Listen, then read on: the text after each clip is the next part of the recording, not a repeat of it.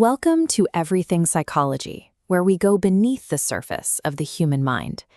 Think about the way your body reacts when someone raises their voice, the way you flinch at minor criticism, or find yourself apologizing for simply taking up space in a room. These reactions are often labeled as personality traits or personal weaknesses, but they represent a specific set of survival mechanics. We are looking at a system that was optimized for a past environment, still firing long after the original threat has disappeared. During the first 10 years of life, the brain builds its physical architecture in real time. It is a period of extreme vulnerability, where every experience helps determine how the neural highway is paved. When trauma occurs during this window, it does more than create a memory. It establishes a structural blueprint for how the brain will handle the world. This blueprint is defined by 5 specific rewirings, biological adaptations designed to ensure a child survives a dangerous or unpredictable environment. The first rewiring happens in the amygdala, your brain's threat detection center. In a safe childhood, the amygdala learns to distinguish real danger from ordinary discomfort. But in a traumatic one, it becomes chronically oversensitized, a smoke detector that interprets every shadow as a fire. This explains why an adult might spiral into dread over a short email from a boss, or feel a flood of panic when a partner goes quiet. The amygdala is responding to a pattern it learned decades ago, that silence or brevity precedes a threat.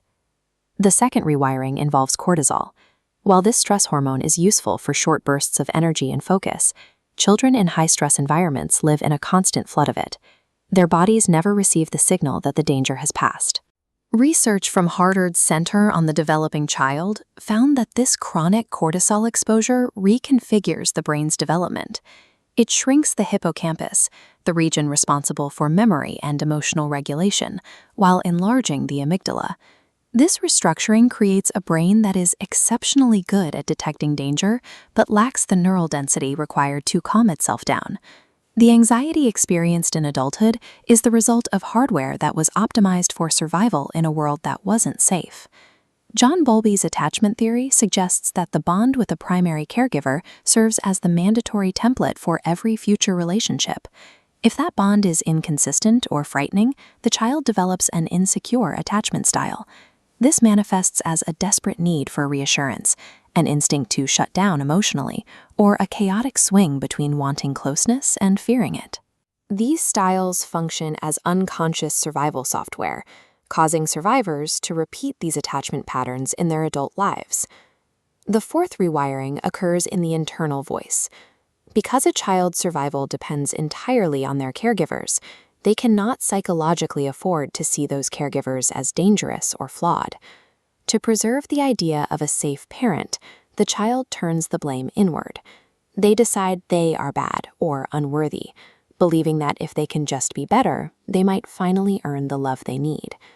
That inner critic, the voice that says you aren't enough, is a defensive adaptation.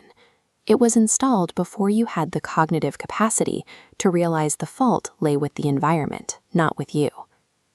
The fifth rewiring moves beyond the mind. Dr. Bessel van der Kolk's research demonstrates that trauma is stored physically within the body's tissues and nervous system.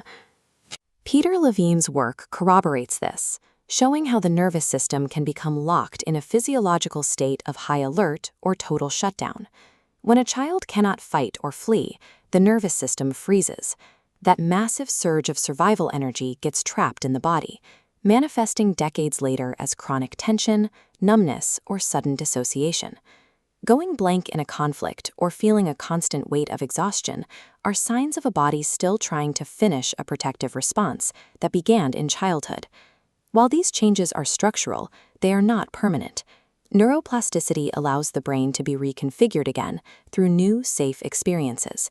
Specific therapies like EMDR, internal family systems, and somatic therapy are designed to address these neurological and physical imprints.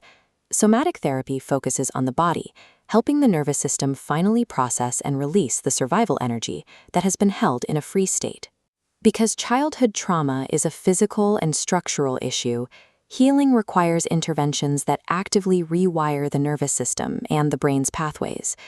You can begin by simply noticing when a survival response activates.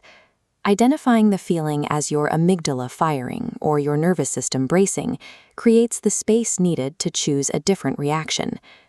Grieving the childhood you deserved is a necessary step. This honesty provides the clarity needed to stop blaming yourself for survival adaptations.